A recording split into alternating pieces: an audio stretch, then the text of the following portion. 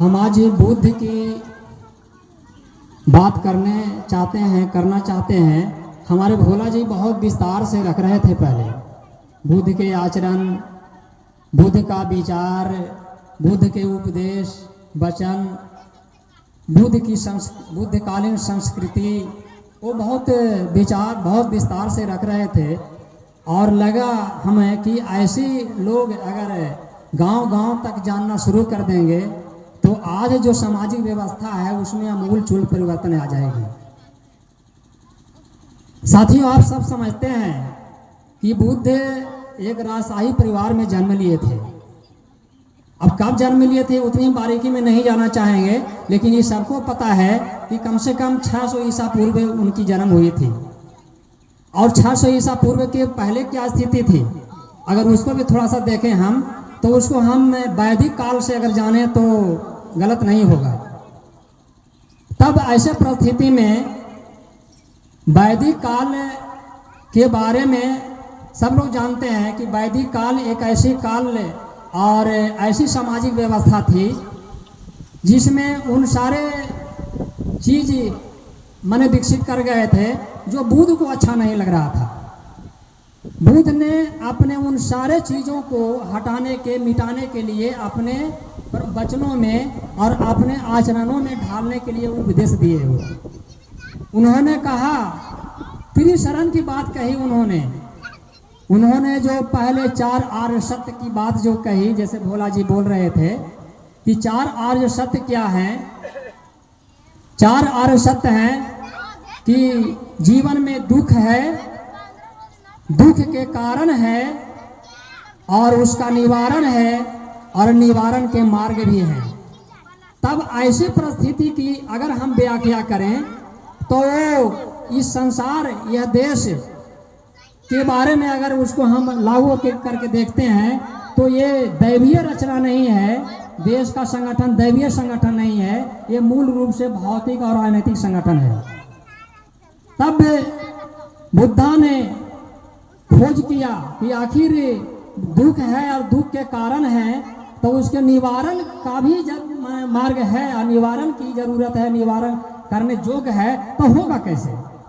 तब उन्होंने त्रिशरण की बात कही। त्रिशरण में उन्होंने कहा, बुद्धम शरणम गच्छामि, संघम शरणम गच्छामि, धम्मम शरणम गच्छामि। लोग कहते हैं बुद्धम शरणम गच्छामि, मतलब बुद्ध की शरण में जाओ, यानी बुद्ध का भक्ति करो, बुद्ध का मार्ग पर चलो और बुद्ध जो कह रहे हैं सुनो, यानी बुद्ध के बौद्ध धर्म को अपना लो। कुछ बात तो सही भी है, लेकिन कुछ बात आवश्यकता से अधिक लोग समझ लेते हैं। बुद्ध ने बुद्धम शरणम गच्छामि कहने का तात्पर्य उनका था कि ज्ञान के शरण में जाओ, ज़्यादा से ज़्यादा ज्ञानवान बनो, ज्ञान का अर्जन करो, तभी तुम सत्य और सत्य के बीच का फर्क समझ सकते हो।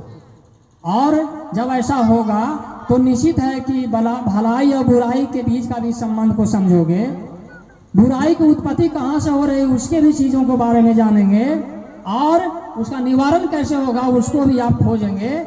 तब उन्होंने कहा था कि आपको किसी शिक्षक की जरूरत नहीं है, आप दीपो भव, अपने आप दीप बनिए। मतलब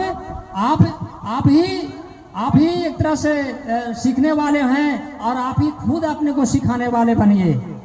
इसीलिए उन्होंने ज्ञान मार्ग को खोजने के लिए, ज्ञान की शरण में लोगों को पहुंचाने के लिए एक तरह से उन्होंने लोगों को एक शिक्षा दी।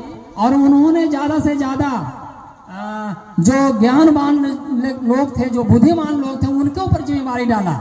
इसीलिए उन्होंने कहा था कि चर हे भिक्खु सर्वजन हिताय सर्वजन सुखाय। उन्होंने बहुत बड़ी जिम्मेवारी दी थी।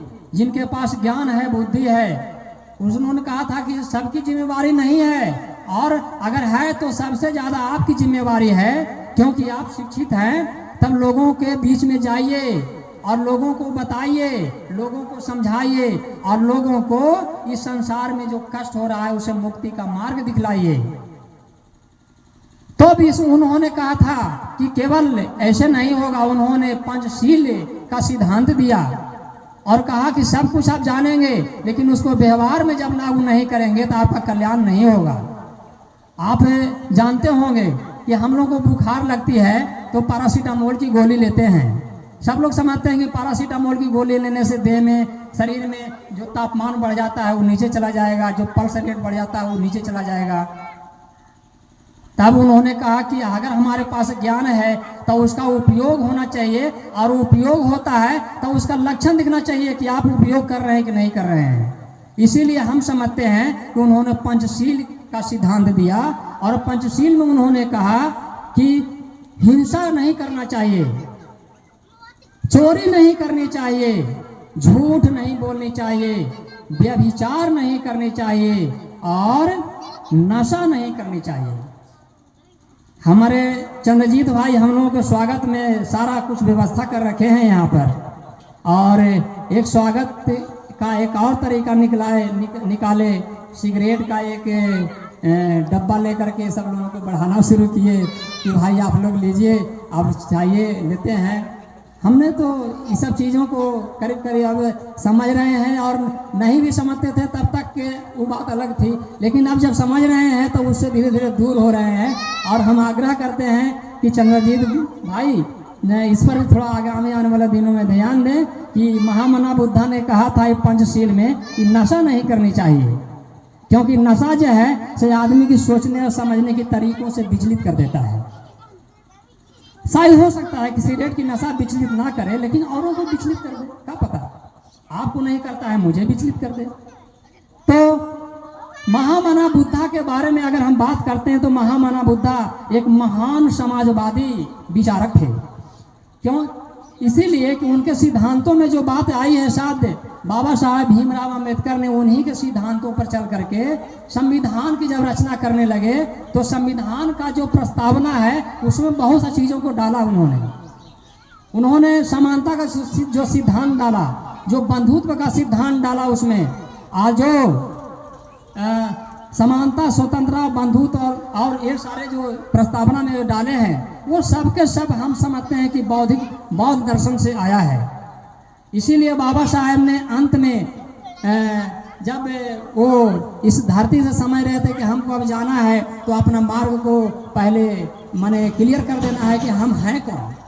इसीलिए उन्होंने बौद्ध धर्म को अपनाया, और एक तरह से अपना करके वो मुख्य रूप से संकेत देकर चले गए हम लोगों को कि और कोई मार्ग नहीं है दुख से निपटारा लेने का, दुख से आपको निजात पाने का, बस एक ही मार्ग है, ये बौद्ध दर्शन है। बौद्ध दर्शन में ही समाजवाद है, बौद्ध दर्शन में ही स्वतंत्रता है, बौद्ध दर्शन में ही सारे वो से मानवीय मूल्य हैं जो आपके विकसित राष्ट्र के लिए जरूरी होता है। हम एक घटना बताना चाहेंगे। हम एक किताब पढ़ रहे थे महामना बुद्धा के बारे में, बताया गया उसमें कि महामना बुद्धा श्रावस्ती में रुके हुए थे। प्रसेनजीत का जो राज्य की राजधानी थी श्रावस्ती में रुके हुए थे। श्रावस्ती में कुछ घर ब्राह्मण भी थे। पता नहीं, जब बौद्ध दर्शन के बारे में अध्ययन कीजिएगा तो मालूम होगा कि ब्राह्मणों लोगों का सदैव कुछ लोगों का विरोध रहा है। हालांकि पता नहीं वो क्यों विरोध रहा है, लेकिन अब जब बौद्ध दर्शन के बारे में जब उसमें गहराई से घुसेंगे तो मालूम होगा कि वैसे लोग विरोध करते हैं, चाहे ब्राह्मण हो या कोई हो, जो समाजवादी विचारधारा को नहीं मानना चाहते हैं, जो समानता के सिद्धांत पर नहीं चलना चाहते हैं, वो लोग बौद्ध दर्शन का विरोध करना चाहते हैं।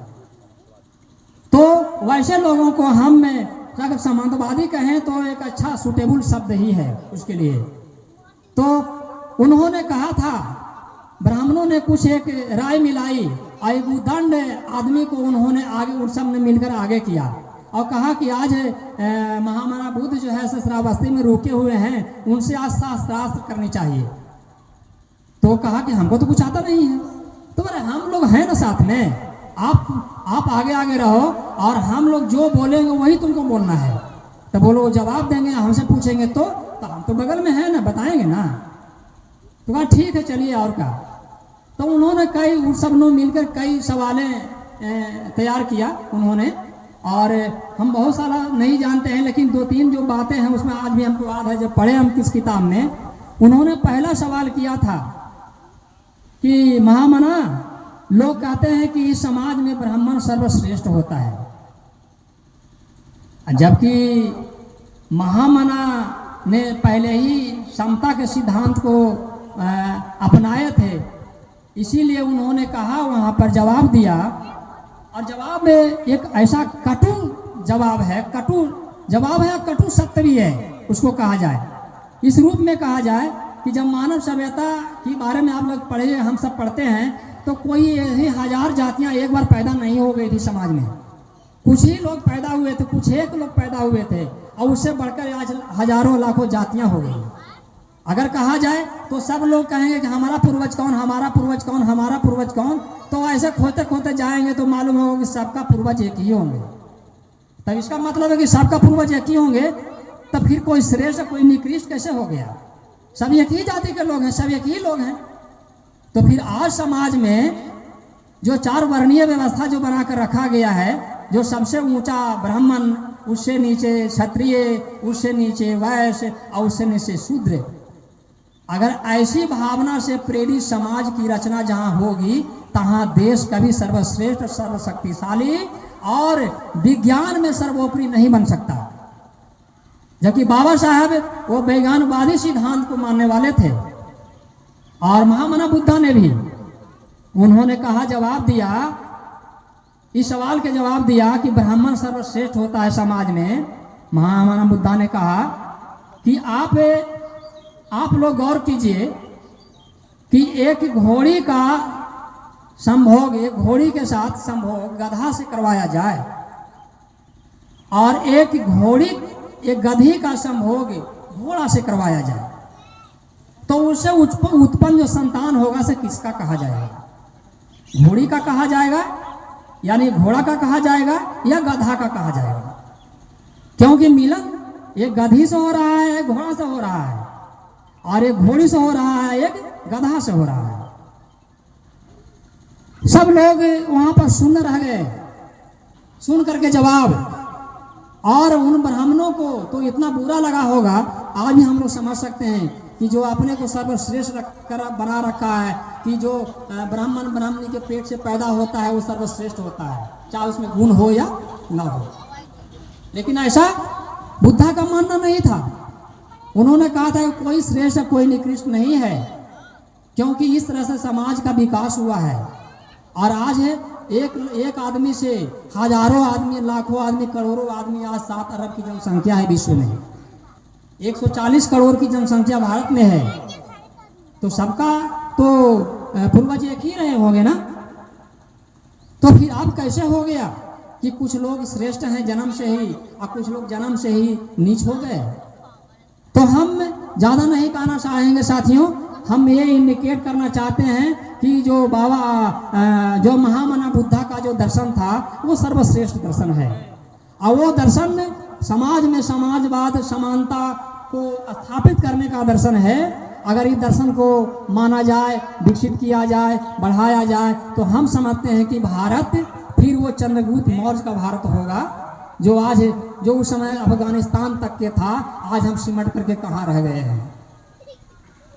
तो इसी शब्दों के साथ हम अपनी वाणी को विराम देना चाहेंगे।